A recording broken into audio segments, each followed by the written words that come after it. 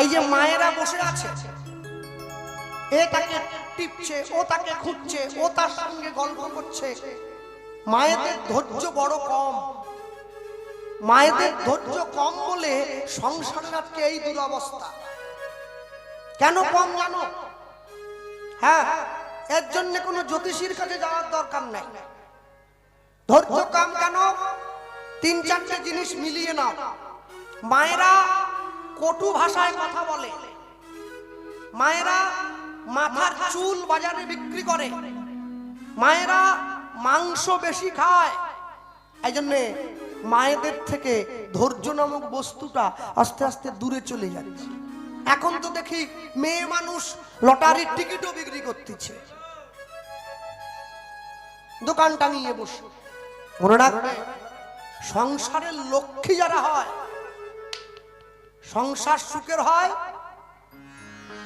বলুন আগে গেল। হ্যাঁ জানেন, দেখছি। এরপর ওর পরে আরেকটা কথা আছে, গুণবান স্বামী যদি থাকে মায়ের সনে। স্বামী প্রত্যেকদিন রাত 12টায় ফিটিং হয়ে চলে আসবে, সে সংসার সুখের হবে নি, দুঃখে ভরে যাবে। দুজনকেই সমান হতে হয়। তোমার দুয়ানা আমার দুয়ানা, তবে হবে কুটুম্পানা। মনে রাখবেন, সব সময়ের জন্য সংসারকে সুখী করা এটা এক ধরনের কর্তব্য, আর নিজে মডেল সেজে ঘুরে বেড়ানো এটা আরেক ধরনের কর্তব্য। হ্যাঁ, স্বভাব দ্বারা সংসার সুখে করা সম্ভব নয়। হরিনাম করতে গেছি, আজকে এই যে মা বসে আছে সামনে, রাধে রাধে লেখা চাদর গায়ে দিয়ে, তা এরকম তো অনেক বাড়িতেই তো থাকতে জায়গা দেয়, তো সেই বাড়িতে বসতে দিয়েছে, আমাকে একটা পাশের ঘরে দিয়েছে, দলের লোককে আরেকটা পাশের ঘরে দিয়েছে। শাশুড়ি মা বলছে ঘরের মধ্যে দাঁড়িয়ে আর কি, কৃষ্ণবাবু অনেক আশা ছিল আপনি আমার ঘরে একটু বসবেন 1 ঘন্টা। তা আমি বসলাম, তার বৌমাকে ডাকতেছি, বৌমা এসো, গোপাল বাবু এসে গেছে, একটু প্রণাম করে যাও। ওই যে আপনারা এক্ষুনি বলছিলেন না সংসার সুখের হয়, রমণীর গুণ। হ্যাঁ, বৌমাকে যখন ডাক দিচ্ছে, বৌমা এসে গেছে নাইটি পরে, আমাকে প্রণাম করতে আসছে। শাশুড়ি দেখেছে, আমি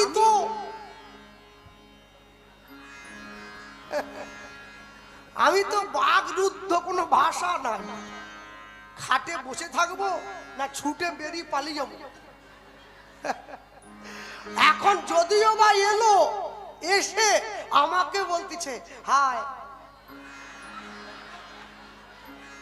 আমি চিন্তা করলাম হাই হ্যালো বলতেছে কিসের জন্য? হ্যাঁ, শাশুড়ি মা খুঁজতেছে, বৌমা দাঁড়িয়েছে।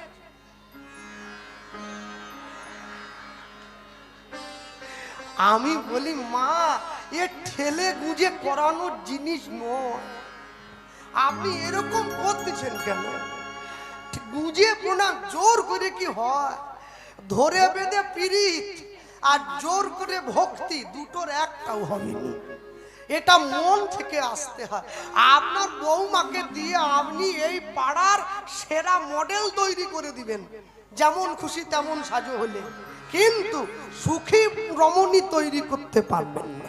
এর জন্যে সংস্কার থাকতে হবে, এর জন্যে পারিবারিক শিক্ষা থাকতে হবে, এর জন্যে আচরণ থাকতে হবে। ভক্তমন্ডলী, ভক্তিমতী মায়েরা, রঘুনাথ দাস ঘরে ফিরে এসেছে, কিন্তু হরিদাস ঠাকুরের আশীর্বাদ পাওয়ার পর মনটা গৌর চরণে চলে গেছে। সাধু সঙ্গ, সাধু সঙ্গ সর্বশাস্ত্রে কয়, সর্বশাস্ত্রে লাভ মাত্র সাধু সঙ্গ, সাধু সঙ্গ কৃষ্ণ ভক্তি প্রেম হয়, কৃষ্ণ ভক্তি প্রেম কৃষ্ণ ভক্তি প্রেম। বাড়ির ছেলে মেয়েকে স্কুলে পাঠিয়ে যেমন শিক্ষা দেন, তেমনি ভাবে সংসারে ফিরে আসার পরে বাবা মায়েদের প্রথম কর্তব্য ছেলে মেয়েকে সংস্কার দেওয়া। আস্তে এখানে অনেক ছেলে মেয়েরা বসে আছে, দাঁড়িয়ে আছে, যারা পড়াশুনো শিখছে, স্কুলে পড়ে, কলেজে পড়ে। আস্তে বাবারা কেউ সাহায্য করবেন না পাশ থেকে। একজনও ছেলে কিংবা মেয়ে হাত তুলে আমাকে বলো দেখি মহাপ্রভুর জন্মসাল কত?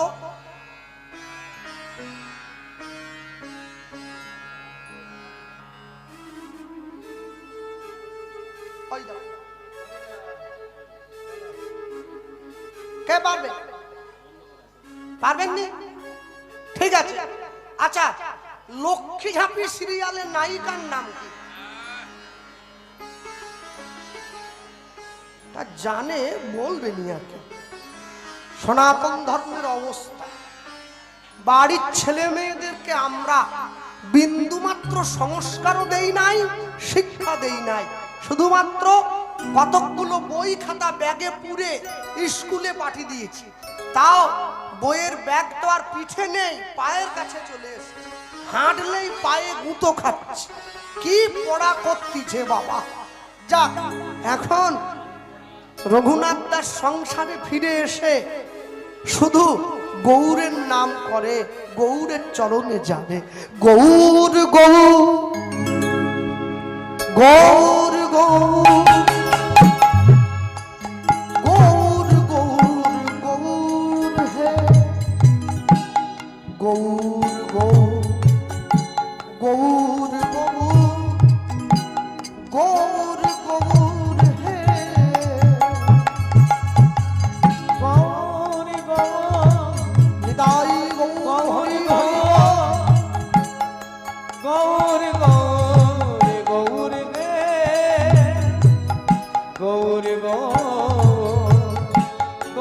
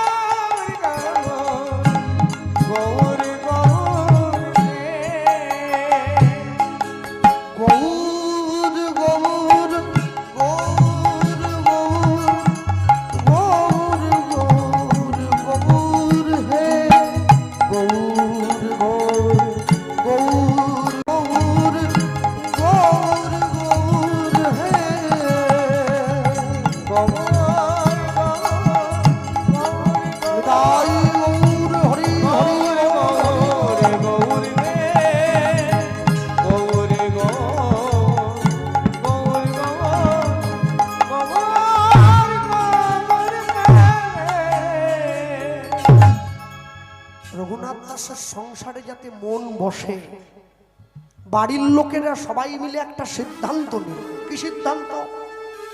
রঘুনাথ তো মন চঞ্চল চিত্ত ছিল, স্থির হয়ে গিয়ে গৌরের নাম করছে। সকলে মিলে সিদ্ধান্ত নিল রঘুনাথকে বিয়ে দিয়ে দেব। আর যদি রঘুনাথকে বিয়ে দিয়ে দেই তাহলে রঘুনাথের সংসারের মধ্যে মন বসে যাবে, নিজের স্ত্রী এলে ঘরে,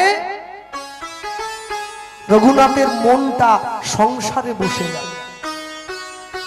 বাড়ির সবাই মিলে রঘুনাথের জন্য উপযুক্ত পাত্রীর সন্ধান করছে। রঘুনাথ দাসের ঘরে প্রতিদিন এক মাস তো রঘুনাথের ঘরটা পরিষ্কার করবার জন্য। যে মেয়েটির নাম ছিল রেবতী দাস, তার একমাত্র কন্যা ছিল যার নাম কমলা। জমিদার মশাই আজকে রেবতীকে দেখে ডাক দিয়ে বলে উঠলেন, রেবতী, তোমার একটা বিবাহযোগ্য মেয়ে আছে না? আগে আছে। শোনো, আগামীকাল সকাল বেলায় তুমি ঘরে থাকবে, আমরা যাব তোমার বাড়িতে। পরের দিন সকাল বেলায় জমিদার মশাই দুই ভাই রেবতীর বাড়িতে গিয়ে উঠেছে। মনে রাখবেন, বড় লোকের বাড়িতে গরিব যদি আত্মীয় হয়ে আসে, বড় লোক খুশি হয় না, কিন্তু গরিবের বাড়িতে বড় লোক যদি আত্মীয় হয়ে আসে, গরিব বড় খুশি হয়। গিয়ে উঠল, আর যখন উঠেছে জমিদার মশাই দুই ভাই এসেছেন, রেবতী দাস বসতে দিয়েছে, পা ধুইয়ে দিয়েছে, প্রসাদ দিল, গলায় ফুলের মালা পরিয়ে দিল। এটা সনাতন ধর্মের সংস্কার।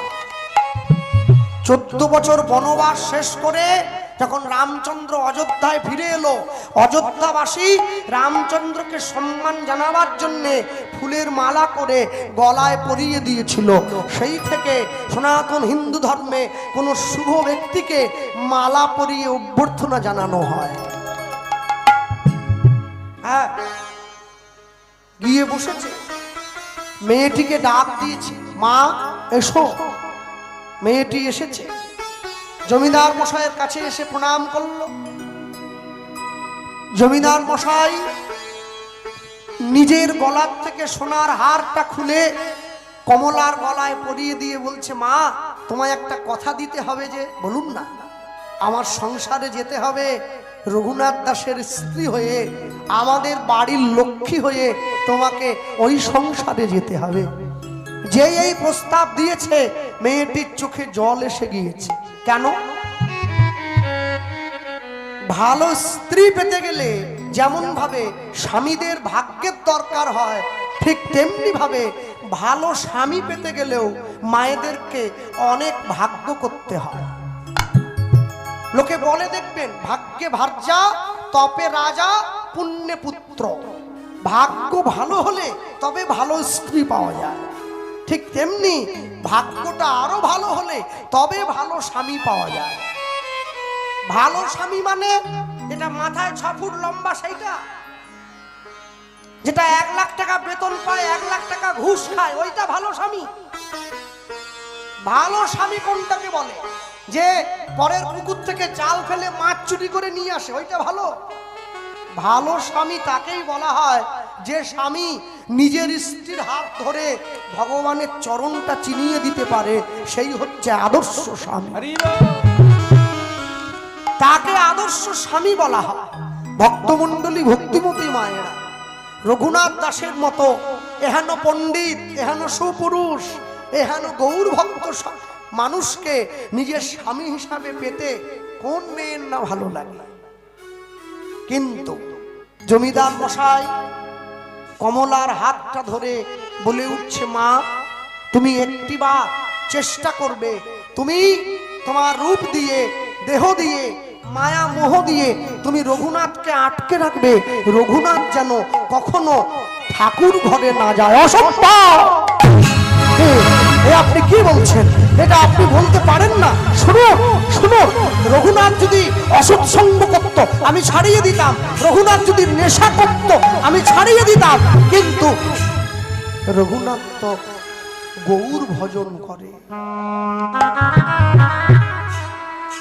মদের নেশা, বিড়ির নেশা ধরলে কাউকে ছাড়ে, গৌর প্রেমের নেশা কাউকে যদি একবার ধরে তাকে কি রাখা যায় এই মায়ার সংসারে?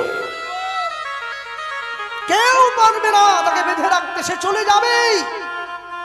এই নেশায় যাকে ধরেছে সে কোনোদিন সংসারে থাকতে আসেনি। সে একার জন্য নয়, সে সবার জন্য। মেয়েটা মনে মনে ভাবছে, আমার স্বামী যদি গৌর চরণে চলে যায়, আমার স্বামী যদি গৌরের ভজন করে, আমার স্বামী যদি গৌরের কাছে যায়, তাহলে আমি কি পড়ে থাকবো? আমি কি পড়ে থাকবো? আমিও তো চলে যাব আমার স্বামীর হাত ধরে। এটা বুদ্ধিমতী রমণীর কাজ। বোকা মেয়ে হলে এই কথা ভাবতো না, চালাক মেয়ে মানুষ বলে এই কথাটা চিন্তা করেছে। শুভ দিন শুভক্ষণে রঘুনাথের সঙ্গে কমলার বিয়ে হয়ে গেল। ফুলশয্যার ঘরে গিয়ে দুইজনে প্রবেশ করেছে। পালঙ্কের উপরে বসে আছে রঘুনাথের স্ত্রী, আর রঘুনাথ দাস যখনই সেই ঘরের মধ্যে প্রবেশ করল, রঘুনাথ দাসের স্ত্রী পালঙ্ক থেকে নেমে এসে রঘুনাথ দাসকে প্রণাম করল। রঘুনাথ দাস তার স্ত্রীকে জীবনের প্রথম শিক্ষাটা দিচ্ছে, শোনো কমলা, মনে রেখো আজ আমাদের ফুলশয্যা, একটা পালঙ্ক ফুল দিয়ে সাজিয়ে রাখা আছে।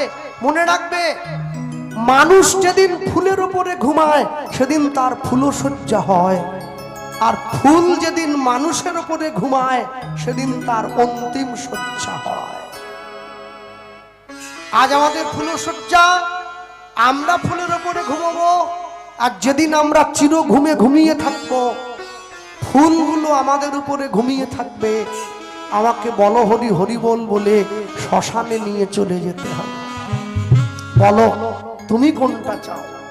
রঘুনাথের স্ত্রী বলে উঠছে, আমি তো জানি তুমি সংসারে থাকবে না, তবে তুমি তোমার গৌরকে যেদিন নিজের মতো করে পাবে, যেদিন তুমি তোমার গৌরকে কাছে পাবে, তুমি আমার কথা একটু তোমার গৌরকে জানিয়ে দিও যে আমি তোমার অভাগিনী স্ত্রী এই সংসারে পড়ে রইলাম, তোমার গৌর যেন আমাকে শেষের দিনে তার চরণে একটু জায়গা করে দেয়।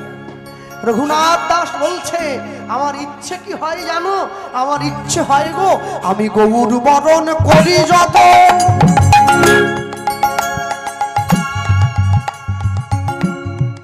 রাখবো হিলার মাঝে,